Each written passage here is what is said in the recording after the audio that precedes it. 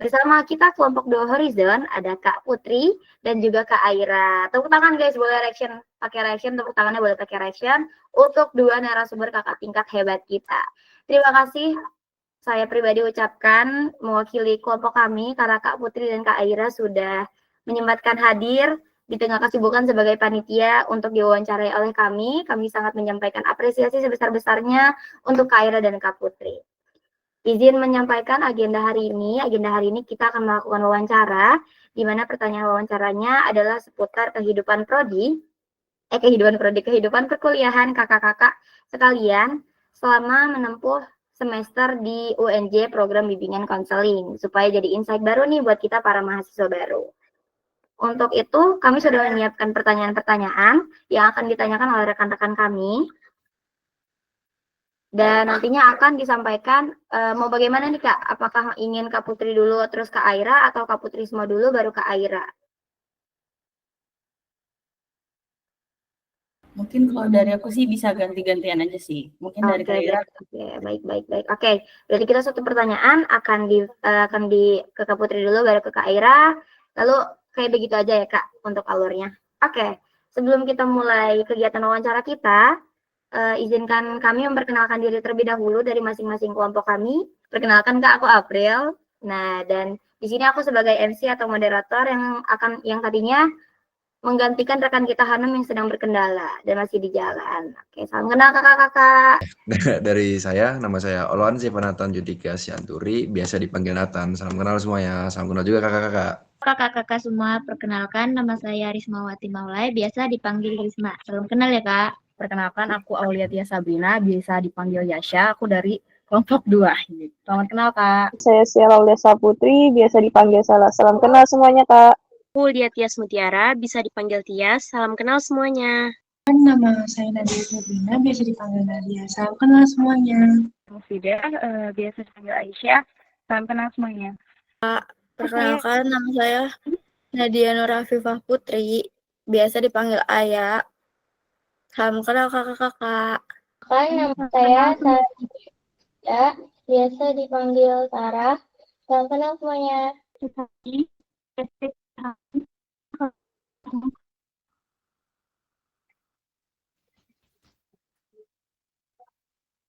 Oke, alhamdulillah perkenalan sudah selesai. Sebelum kita memulai langsung ke sesi utama kita, yaitu wawancara, kita berdoa dulu menurut agama dan kepercayaan masing-masing supaya kegiatan kami ini diberkahi oleh Allah dan dapat lancar berjalan sesuai dengan agenda yang sudah dijadwalkan. Berdoa menurut agama dan kepercayaan masing-masing dimulai.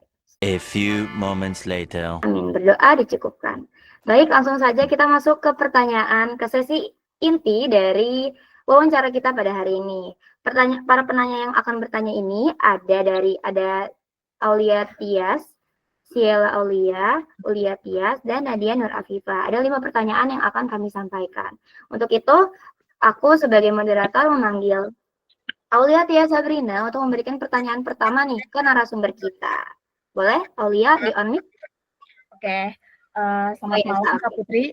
Sebelumnya terima kasih atas kesempatan dan waktunya untuk hadir di Google Meet malam ini. Aku bertanya nih Kak, sebagai mahasiswa baru, kepada kakak yang sudah lebih dari 1 tahun di program studi ini.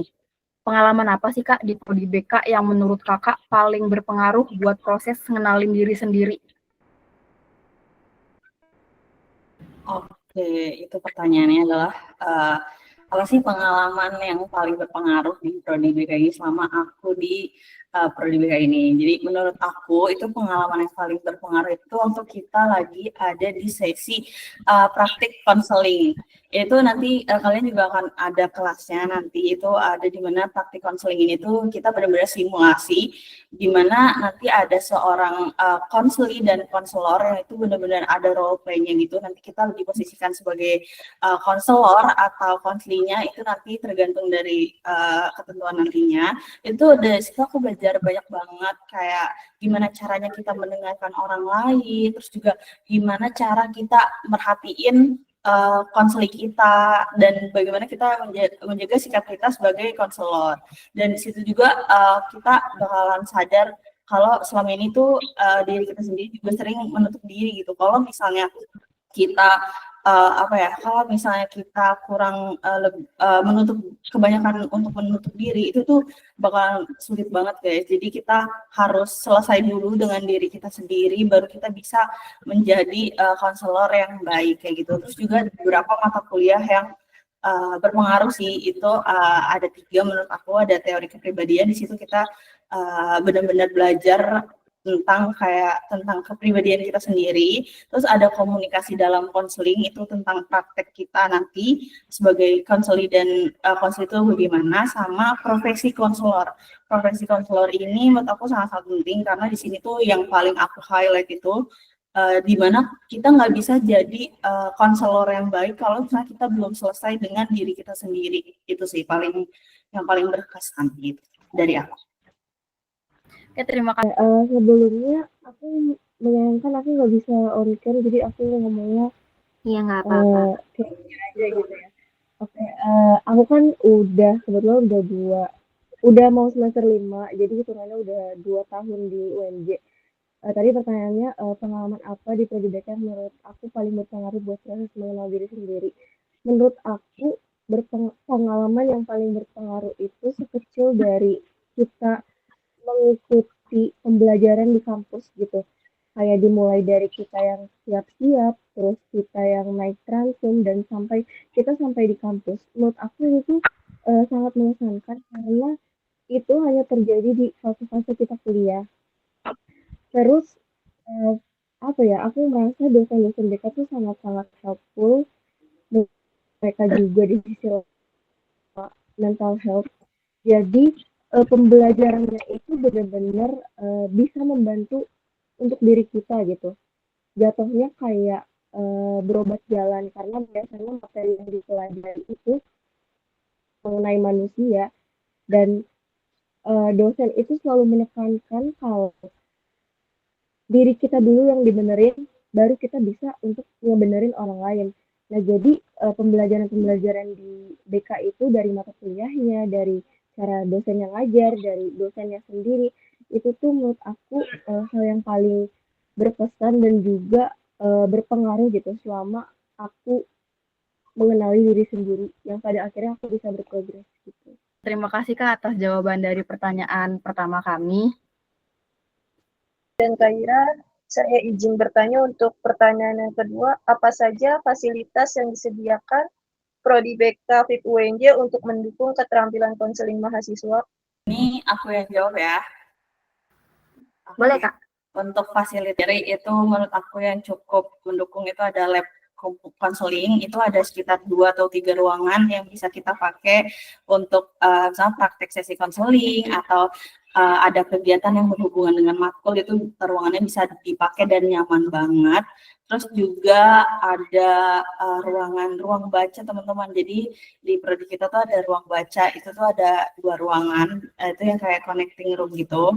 Itu ruang baca yang isinya tuh banyak buku-buku seputar BK, sama ada skripsi dari kakak-kakak tingkat yang ada di ruang baca itu. Jadi teman-teman bisa datang ke ruang baca untuk sekedar nunggu jam matkul yang beberapa saat lagi, atau sekedar baca-baca pun itu banyak banget yang bisa dilakuin di ruang baca kayak gitu. Terus ada juga lab komputer. Nah, lab komputer ini tuh udah di-upgrade guys sekarang, jadi udah bisa lebih bagus dan kalian tuh bisa gunain lab komputer ini gitu.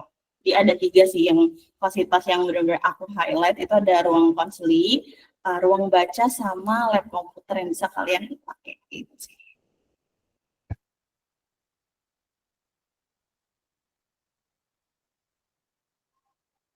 Oke, kalau menurut Kak Aira sendiri bagaimana nih mengenai fasilitas-fasilitas yang ada di program studi bimbingan konseling?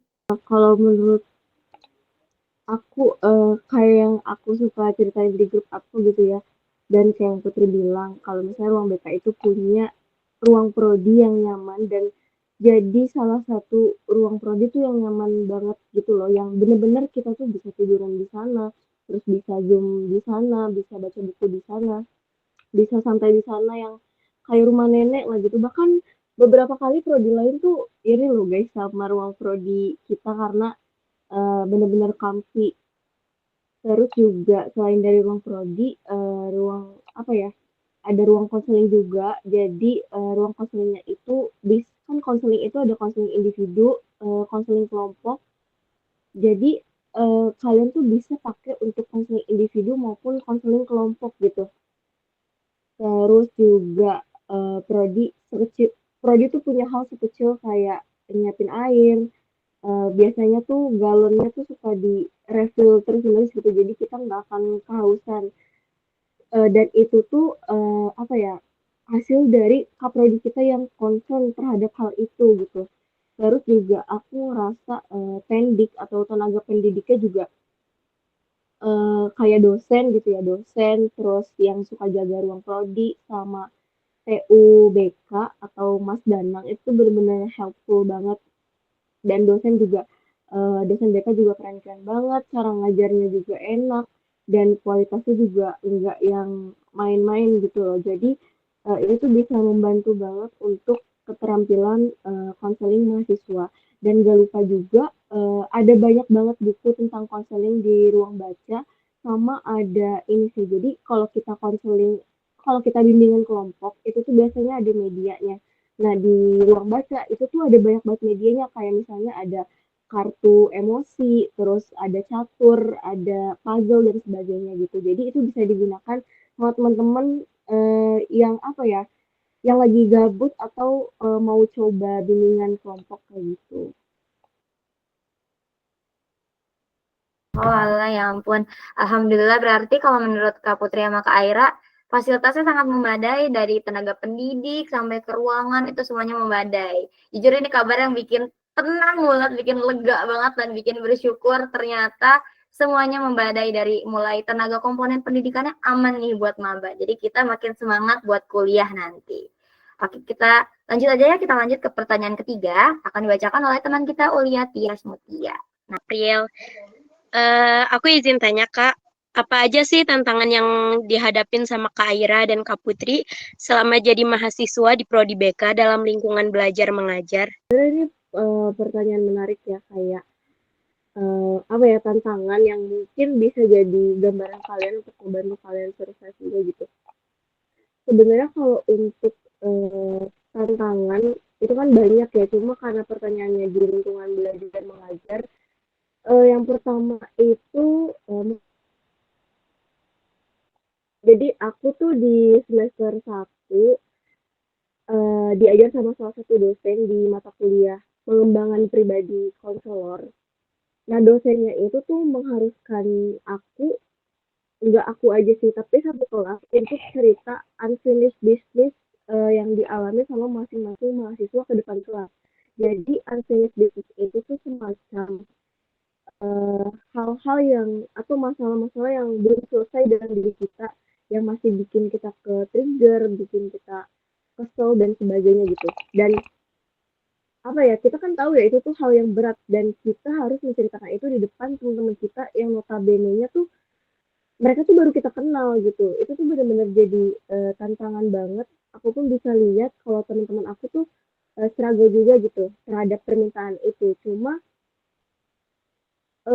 apa ya, selain itu juga ada beberapa momen di mana tuh mata kuliah BK tuh benar-benar relate sama apa yang aku alamin. Terus kayak apa ya, di kelas tuh jadinya bukan belajar malah jadi nangis gitu. Jadi kalau kalian nanti di BK kalian ngeliat teman kalian tiba-tiba nangis di pojokan, itu jadi hal yang lumrah banget guys. Jadi malah aneh kalau nggak nangis gitu. Jadi apa ya, aku ngerasa itu tuh sebagai tantangan juga, cuma bukan tantangan yang menghambat, tapi tantangan yang membantu gitu. Karena kan kita harus jadi open, terus kita juga harus belajar pahamin orang gitu ya, karena kan kita misalnya lagi fokus belajar gitu, terus teman kita nangis, itu kan mungkin bagi sebagian orang itu mengganggu gitu, dan kita tuh jadi benar-benar dilatih banget empatinya gitu. Terus paling sama tugas-tugasnya ya, berhubung udah mau semester 5, aku ngerasa memang tugasnya tuh lebih rumit gitu, dan mempelajari tentang manusianya tuh jauh lebih complicated, dan aku ngerasa kayak ini tuh ribet gitu, apalagi berhubungan sama orang, dan aku pun orang gitu. Jadi kayak aku belajar untuk paham sama orang, aku belajar untuk paham sama diri aku sendiri, dan itu bukan proses yang mudah, tapi aku tahu gitu kalau itu tuh akan bermanfaat untuk aku. Jadi aku lebih ngerasa tantangannya tuh lebih ke situ sih, karena seperti biasa dosen-dosen tuh selalu menekankan kalau masalah yang kita hadapi itu kita harus bisa gitu menyelesaikannya baik dengan bantuan profesional atau bantuan diri sendiri gitu, kecil untuk regulasi emosi, karena kan kita itu pekerjaan jasa gitu ya, ujungnya kita akan membantu orang lain, jadi kita juga harus bisa untuk bantu diri sendiri kayak gitu.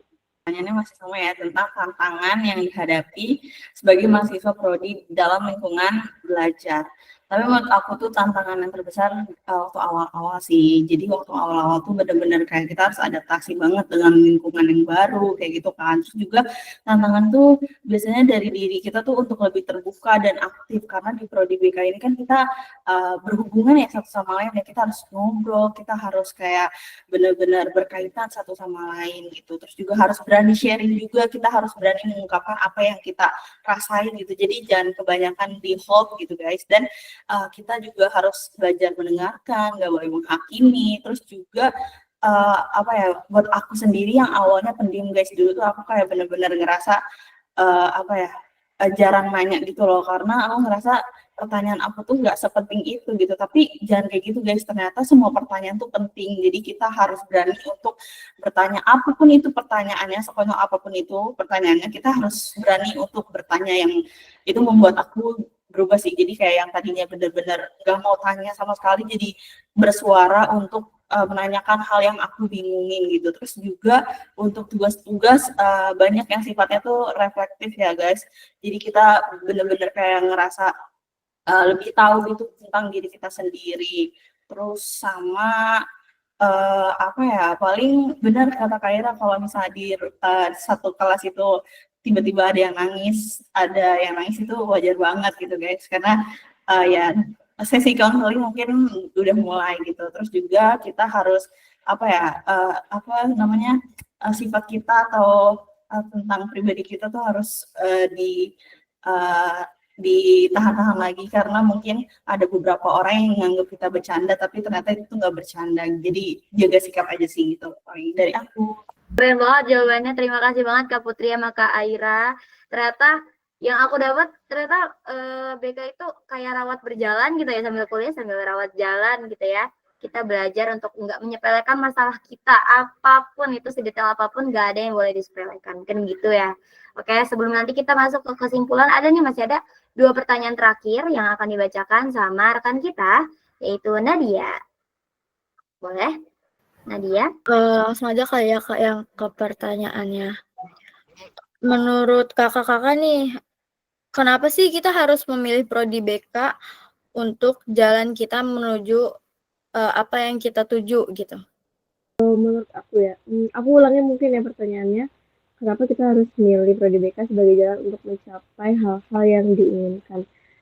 Sebenarnya kalau menurut aku, pertama kita harus tahu dulu sih apa hal yang kita inginkan gitu. Kan biasanya banyak ya, tapi kalau misalnya hal yang kita inginkan itu bersinggungan dengan BK,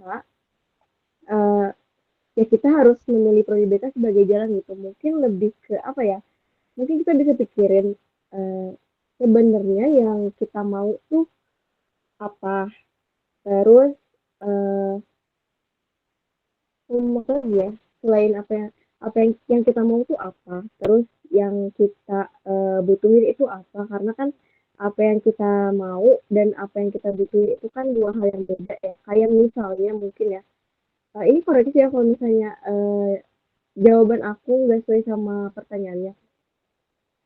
Kayak misalnya kamu tuh, aku mikirnya lebih ke, misalnya kita punya visi gitu ya, visi pengen membantu orang gitu.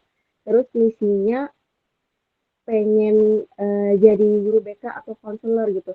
Nah itu tuh akan sangat relevan kalau apa ya, kalau opsinya kita milih BK gitu. Jadi lebih, kalau aku ya lebih dipastiin lagi sih sebenarnya tuh yang kita inginkan tuh apa, yang kita butuhkan juga apa, sampai kita bisa mantap untuk milih prodi BK untuk mencapai apa yang kita mau. Tapi kalau misalnya untuk caranya dan alasan kayak kenapa sih harus BK gitu ya. Pertama, BK tuh apa ya?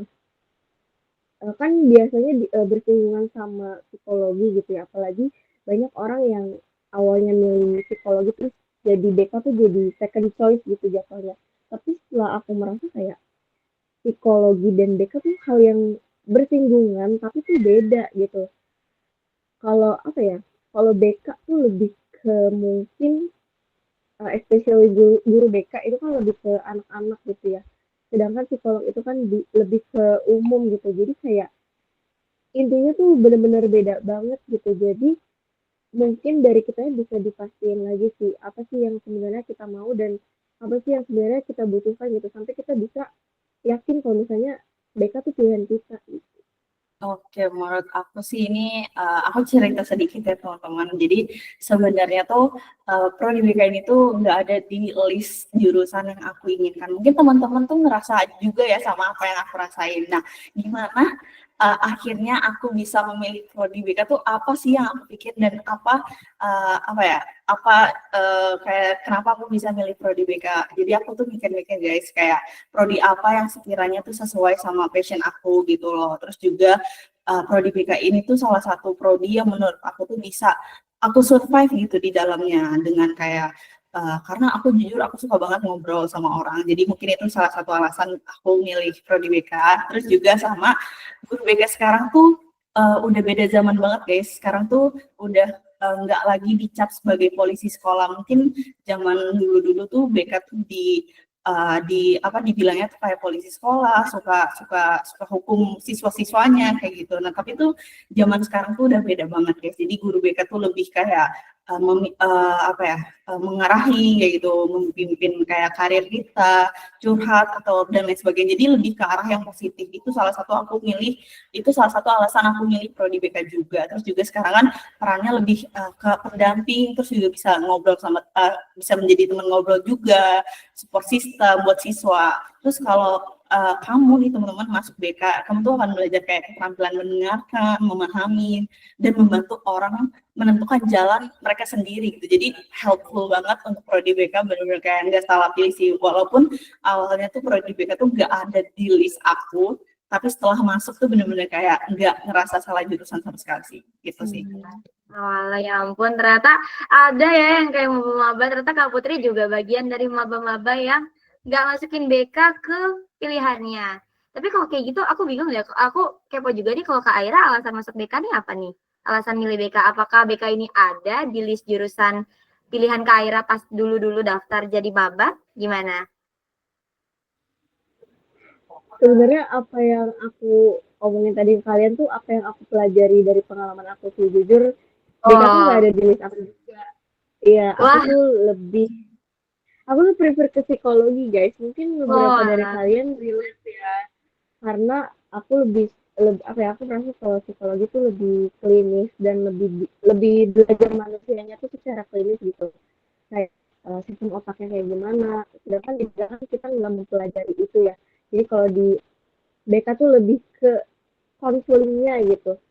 Jadi dan aku tuh baru kepikiran untuk masuk BK setelah kayak oh BK nih awalnya aku mikirnya itu mirip dengan psikologi tapi ternyata ya memang mirip cuma beda gitu. Tapi itu nggak menjadikan aku jadi mundur sih, cuma aku malah jadi suka sama BK karena pertama suka mata kuliahnya terus suka lingkungannya juga. Jadi aku bersyukur sih ada di BK.